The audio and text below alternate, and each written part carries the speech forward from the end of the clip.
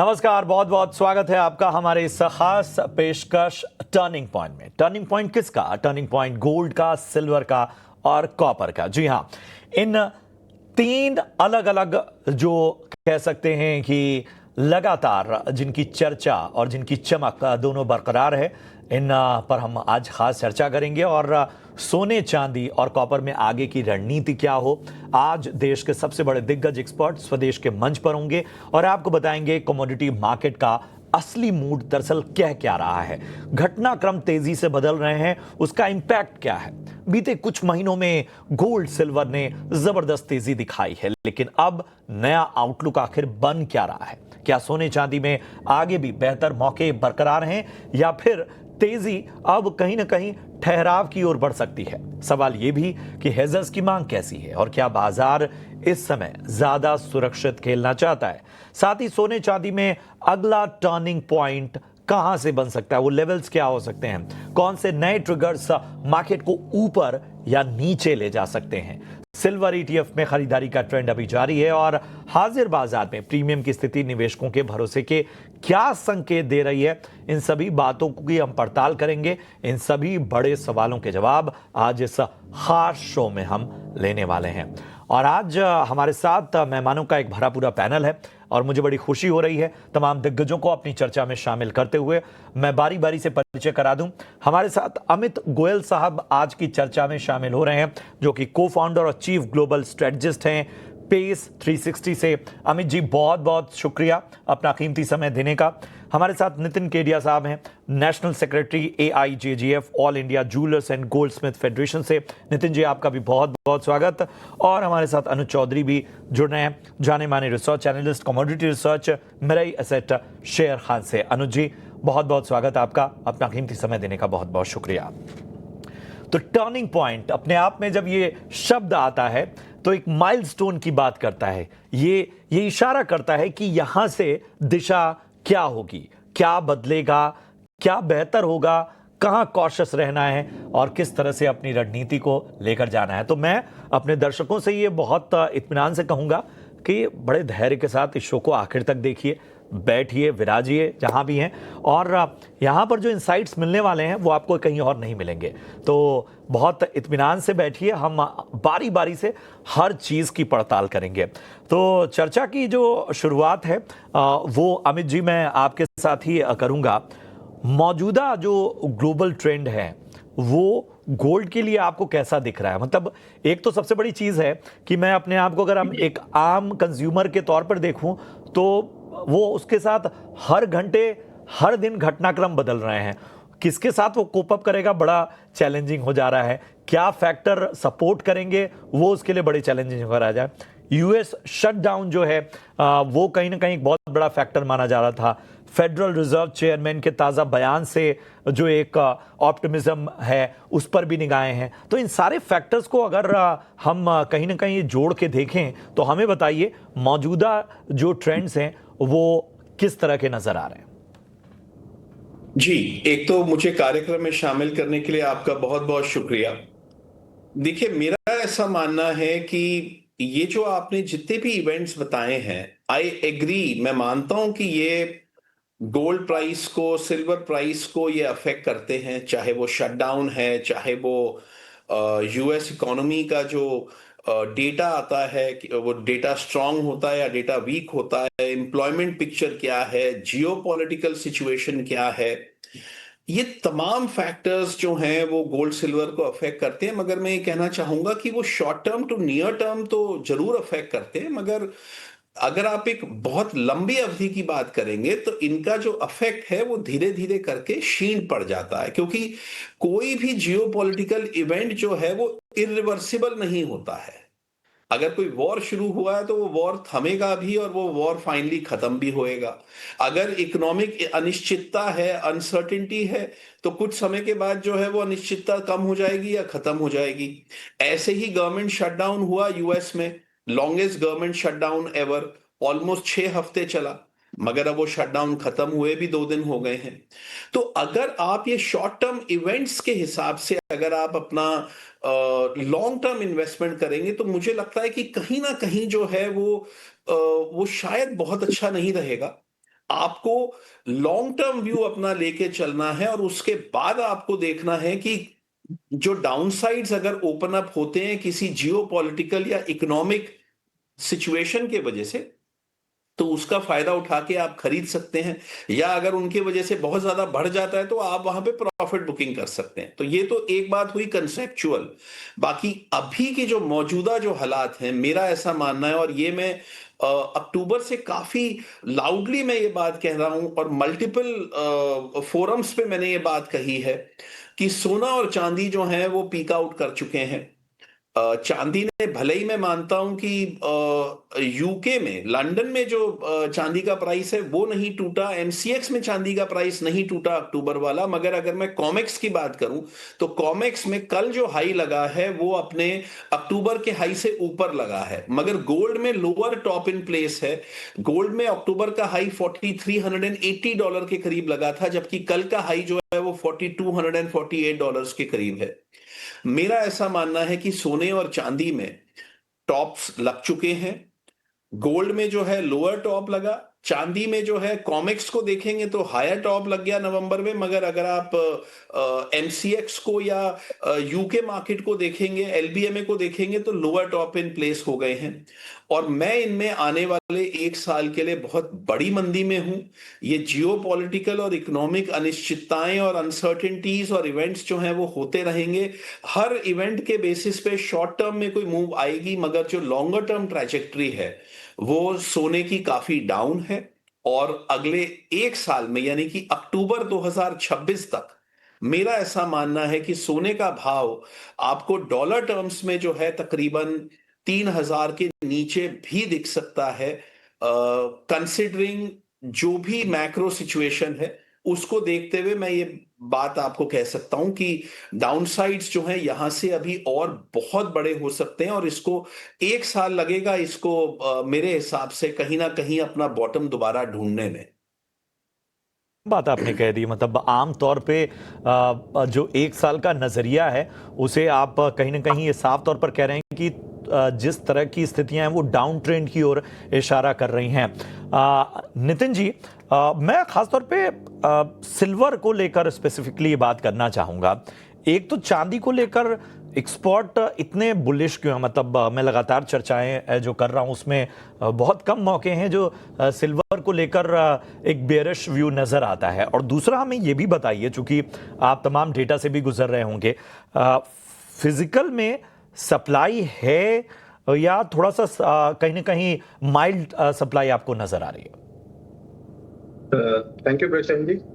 दो जीनियस के बीच में आपने मेरे को रखा है, उसके लिए सबसे पहले तो बहुत बहुत धन्यवाद।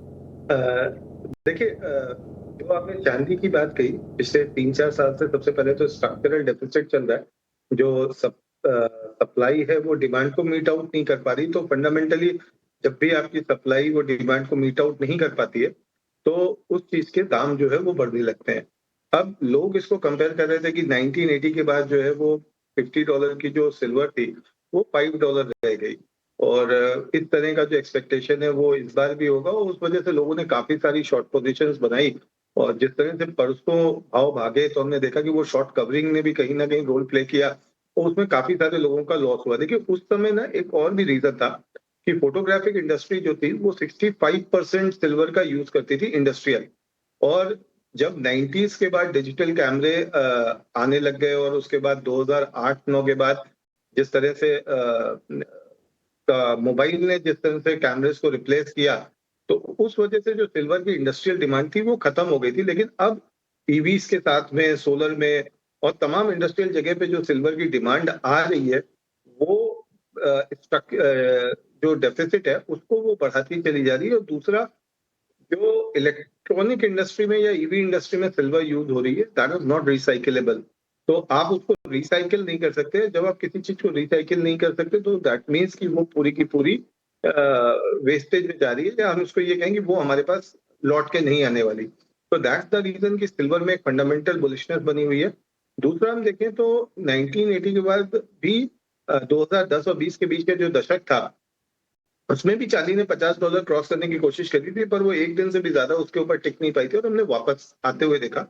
यहाँ हम प्रशांत जी देख रहे हैं कि ये लास्ट 1 महीने के अंदर तीसरी कोशिश है जब सिल्वर 50 के ऊपर सस्टेन कर रही है, और ये 45 साल का ब्रेकआउट है। तो किसी भी चीज में जब 45 साल का ब्रेकआउट आता है और उसके बाद एक थोड़ा सा कंसोलिडेशन आता है, जो बुलिशनेस होती है वो बहुत स्ट्रांग होती है। तो मुझे ऐसा लगता है पर्सनली कि 31 दिसंबर तक हम चांदी में जो हमारा टारगेट है 2 लाख का, वो हमें अचीव होता दिख रहा है। और उसके बाद अक्षय तृतीया तक हम जो 2.5 लाख का टारगेट लेके चल रहे हैं, वो भी हमें अचीव होते हुए दिख रहा है। अगर आप आपके क्वेश्चन का सेकंड पार्ट रिपीट कर देंगे तो बहुत अच्छा होगा। जो फिजिकल में सप्लाई है उसकी क्या स्थिति है चांदी में? देखिए, मार्केट में इस समय डिमांड नहीं है। जिस तरह की डिमांड 180 190 के फिजिकल भाव के ऊपर निकल के आई थी, तो इस समय चूंकि इंडियन मार्केट्स में डिमांड नहीं है, तो हमारे यहाँ पे हम सप्लाई का उतना बड़ा क्रंच महसूस नहीं कर रहे। लेकिन जिस तरह से चाइना ने एक्सपोर्ट्स के ऊपर रिस्ट्रिक्शंस लगाए हैं सिल्वर के, और यूएस में भी हम इसको देख रहे हैं, क्रिटिकल मिनरल्स मेटल्स के अंदर ये आया है, तो मुझे लगता है कि आने वाले समय में मे बी इन 2026 एक बार हम फिर से सप्लाई क्रंच जो है वो चांदी का आते हुए देखेंगे, और जो फिजिकल मार्केट्स के प्रीमियम है वो कहीं ना कहीं यहाँ से 5 गुना 6 गुना फिर बढ़ जाएंगे। प्रशांत, तो ये तमाम बातें इसलिए भी बहुत आवश्यक है ताकि आपको समझ में आए कि डोमेस्टिकली या जो ग्लोबली चीज़ें हैं वो किस तरह से फैक्टर इन हो रही हैं और उनका क्या असर पड़ रहा है। और इसीलिए इस शो में हम उस निर्णायक पॉइंट की बात कर रहे हैं, उस टर्निंग पॉइंट की बात कर रहे हैं। और अनुज जी, आपका क्या राय है? मतलब आप मानते हैं कि गोल्ड और सिल्वर का ये टर्निंग पॉइंट है, भारत और अमेरिका के बीच चीज़ें ईज आउट होने के जो संकेत हैं, हालांकि हमें उन सारी चीज़ों के मतलब ट्रम्प के बारे में चूंकि मिस्टर अनप्रेडिक्टेबल हैं,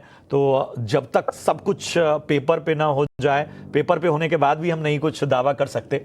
लेकिन इन सब के बीच में यहाँ से जो आउटलुक आपका बन रहा है वो क्या बन रहा है? मतलब क्या थोड़ा सा अब कॉशियस अप्रोच रखना होगा? देखिए, यहाँ पर अभी 2-3 चीजें बहुत इंपॉर्टेंट हुई हैं। कहीं ना कहीं अगर आप देखेंगे तो जो यूएस की गवर्नमेंट का शटडाउन खत्म हुआ है, उसकी वजह से जो एक प्रीमियम बाइंग थी गोल्ड के अंदर, वो यहाँ पर कुछ कमजोर पड़ती हुई दिखी है। प्लस जो फेडरल रिजर्व के इंटरेस्ट रेट कट होने का एक्सपेक्टेशन है, वो बिलो 50% रह गया है। तो कहीं ना कहीं ऐसा माना जा रहा है कि शायद अगली मीटिंग में इंटरेस्ट रेट कट ना हो, तो उसकी वजह से भी जो प्रीमियम है वो यहाँ पर डाइल्यूट होता हुआ दिख रहा है। फिलहाल शॉर्ट टर्म में मुझे लगता है कि प्राइजेस ने अपना टॉप बना लिया है और यहाँ पर आपको कुछ गिरावट देखने को मिल सकती है। हालांकि लॉन्ग टर्म पर्सपेक्टिव से मुझे लगता है कि गोल्ड सिल्वर अभी भी पॉजिटिव रहेंगे।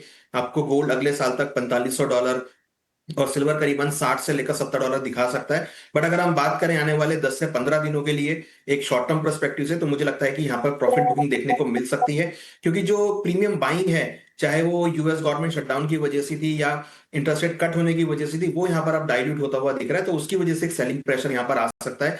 तो उसके पर्सपेक्टिव से मुझे लगता है कि शॉर्ट टर्म के लिए अगर किसी को ट्रेड करना है ट्रेडिंग पर्सपेक्टिव से, तो बिकवाली का ट्रेड बना सकते हैं।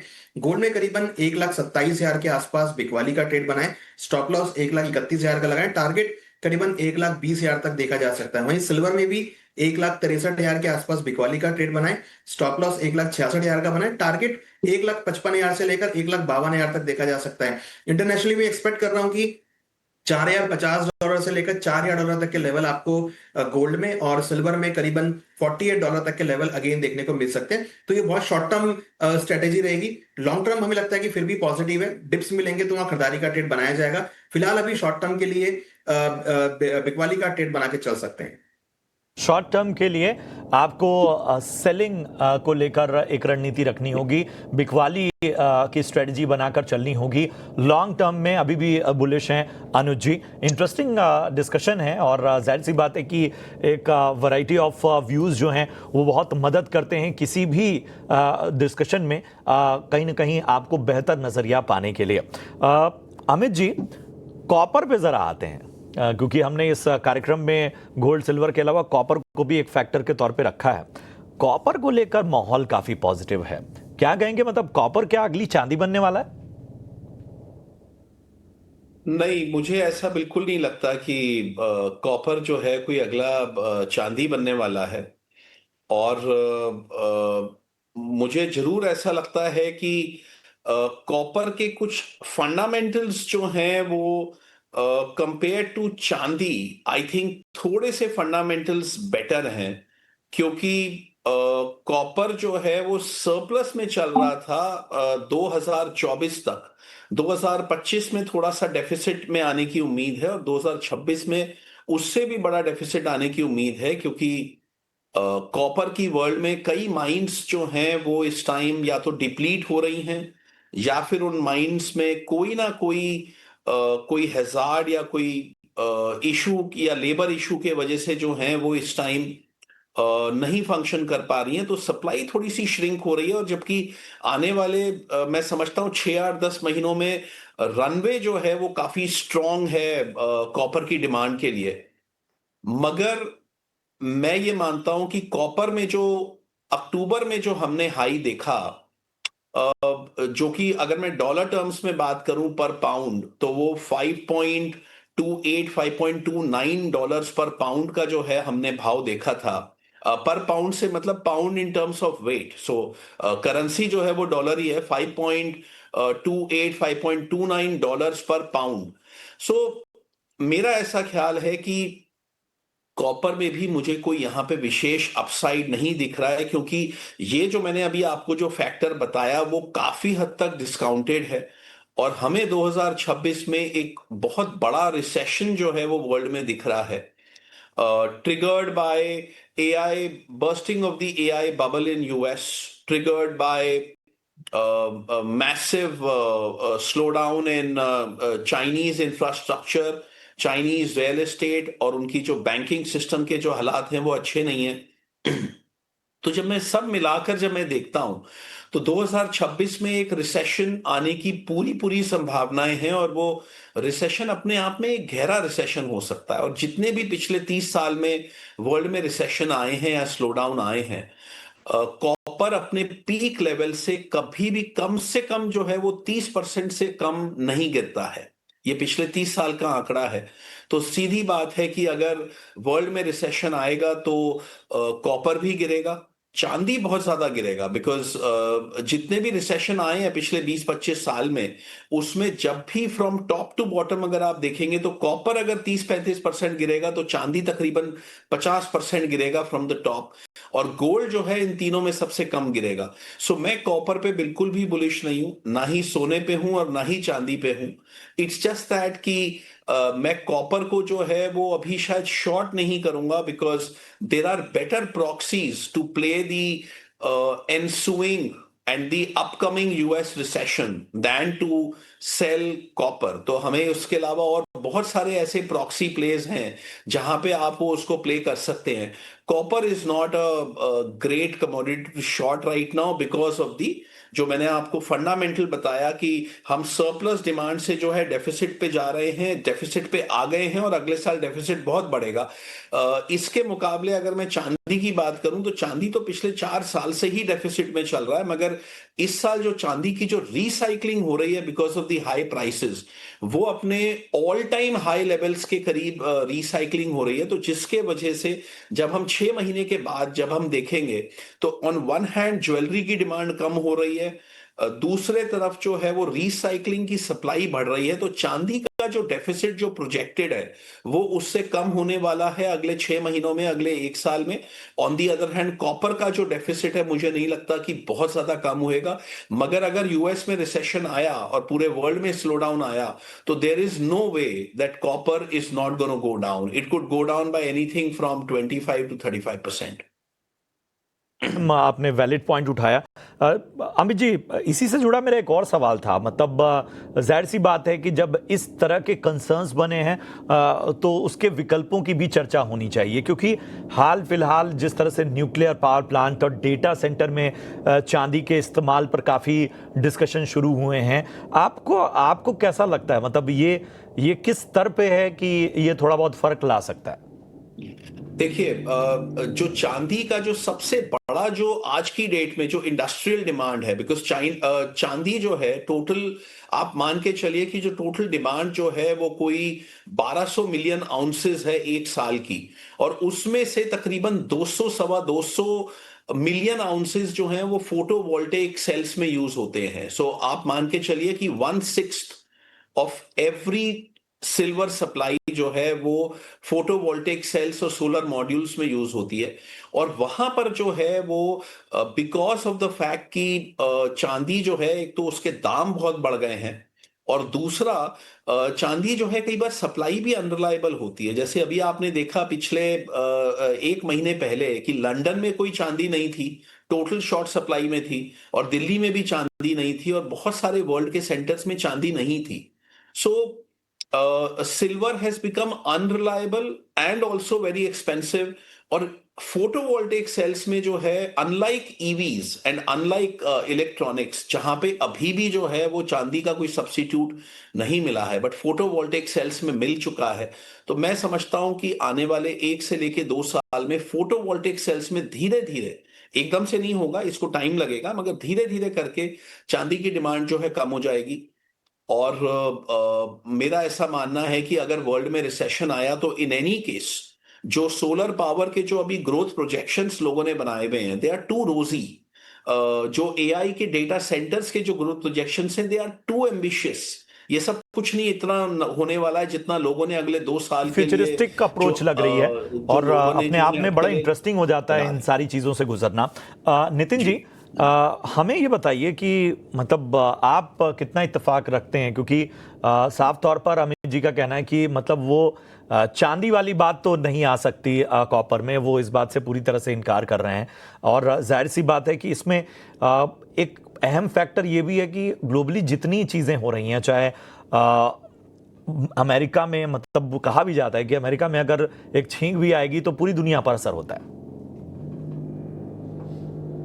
देखिए, जो अमित जी ने कॉपर के लिए बात करी, मैं भी बिल्कुल इत्तेफाक रखता हूँ। एक तरफ तो हम रिसेशन की बात कर रहे हैं कि यूएस में जो है वो रिसेशन आ सकता है, और दूसरी तरफ सोशल मीडिया में कुछ आजकल नए जो इन्फ्लुएंसर्स आ गए हैं वो कॉपर को नया गोल्ड बता रहे हैं, नया सिल्वर बता रहे हैं, और बता रहे हैं कि 50-60% जो है वो कॉपर बढ़ जाएगा। देखिए, गोल्ड और सिल्वर का सब्स्टिट्यूट आज की डेट में जब आप इंडस्ट्रियल यूज के लिए जाते हो तो आपको नहीं मिल पाता है, आप उसके लिए यूज कर रहे हो। लेकिन कॉपर मेजरली जहां जहां पे यूज होता है वहां पे एल्यूमिनियम जो है वो इसके एक सब्स्टिट्यूट का काम करता है। फिर वो चाहे इलेक्ट्रिकल इंडस्ट्री हो, चाहे वो इलेक्ट्रॉनिक इंडस्ट्री हो, कहीं ना कहीं कुछ मात्रा में एल्यूमिनियम को आप यूज कर सकते हो। तो मुझे ये नहीं लगता कि जिस तरह का हमने सिल्वर या गोल्ड में रन देखा है, आप 14 अगस्त से अभी तक ले लें तो लगभग 40% का इंटरनेशनल मार्केट में चांदी में रन आ चुका है। क्या कॉपर में 40% का रन हमें नेक्स्ट 3-4 महीने में मिल जाएगा? मुझे बिल्कुल नहीं लगता। इनफैक्ट मुझे लगता है कि कॉपर जो है शॉर्ट टर्म के लिए मैं भी बुलिश हूँ। मुझे लगता है 12,000 का जो लेवल है एलएमई में वो टच हो सकता है। एमसीएक्स मार्केट में 1100, 1150, 1150 का लेवल भी टच हो सकता है। लेकिन ओवरऑल मुझे लगता है कि जैसे जैसे माइंस और रिफाइनरीज जो है वो वापस काम पे आएंगी, वो वापस वर्किंग स्टार्ट करेंगी, तो जो ये डेफिसिट हम देख रहे हैं वो डेफिसिट जो है वो वापस जो है सप्लाई, एक्सेस सप्लाई में बदल जाएंगे। और अगर कोई इस चीज को कॉपर में स्टडी करना चाहता है तो मैं चाहूंगा कि वो 2005 से लेके 2015 का मार्केट पूरी तरह से स्टडी करे, तो बिल्कुल कॉपर की क्लियर पिक्चर अभी क्या चल रही है वो पूरी तरह से समझ में आती है। प्रशांत जी जी, बहुत बेहतर बात। मेरे पास थोड़ा समय कम है, इसलिए मैं अनुज जी आपके पास आना चाहूंगा। कॉपर में आप का नजरिया क्या बन रहा है? पर जब से रेयर अर्थ मेटल की एक्टिविटी स्टार्ट हुई है, जब से हमने डिस्कशन होता हुआ देखा है, उसको ऐड किया गया है, तब से हम देख रहे हैं अच्छा खासा मोमेंटम है। मुझे लगता है कि शॉर्ट टर्म में और एक लॉन्ग टर्म की अगर बात करें तो कॉपर का आउटलुक पॉजिटिव ही रहेगा, क्योंकि जब से यहाँ पर सप्लाई शॉर्टेज आई है वो यहाँ पर काफी हद तक है। हालांकि ये सिल्वर तो नहीं बनेगा, बट हाँ इंडस्ट्रियल मेटल का जरूर सिल्वर ये एज ए बनेगा। मुझे लगता है कि कॉपर में अगर हम short term point of view से बात करें तो खरीदारी का ट्रेड देखना चाहिए। हमें लगता है कि ऊपर में 1030 तक के लेवल आपको देखने को मिल सकते हैं। 975 का स्टॉप लॉस रहेगा। ट्रेडिंग पॉइंट ऑफ व्यू से स्ट्रेटेजी को यूज कर सकते हैं। तो तमाम जो एक्सपर्ट्स थे उनको इस चर्चा में शामिल करने का मकसद यही था कि आपको एक ब्रॉडर व्यू मिल पाए, एक विस्तृत नज़रिया मिले, और यही कोशिश रहती है हमारी कि हम किसी भी विषय पे जो पिन पॉइंट है वहाँ पर कहीं ना कहीं चर्चा को 360 डिग्री लेकर आएँ। बहुत बहुत शुक्रिया करेंगे अनुज जी आपका, इसके साथ ही अमित सर आपका बहुत बहुत शुक्रिया। अमेजिंग इनसाइट सर, और हमेशा अच्छा लगता है आपसे बातचीत करते हुए। नितिन जी, हमेशा की तरह इस बार भी आपका बहुत बहुत शुक्रिया। बहुत ही शानदार इनसाइट्स, और इन सब के बीच में हमारे दर्शकों का मार्गदर्शन करने का हमारे सभी एक्सपर्ट का बहुत बहुत धन्यवाद। उम्मीद करते हैं कि जितना मजा बहुत-बहुत हमें आया है शुक्रिया। इस चर्चा का, आपको भी आए। कोई सलाह हो, कोई सुझाव हो तो आप कमेंट बॉक्स में बताइए, या कुछ जानना चाहते हैं तो भी कमेंट बॉक्स में बताइए। हमें दीजिए इजाजत, नमस्कार।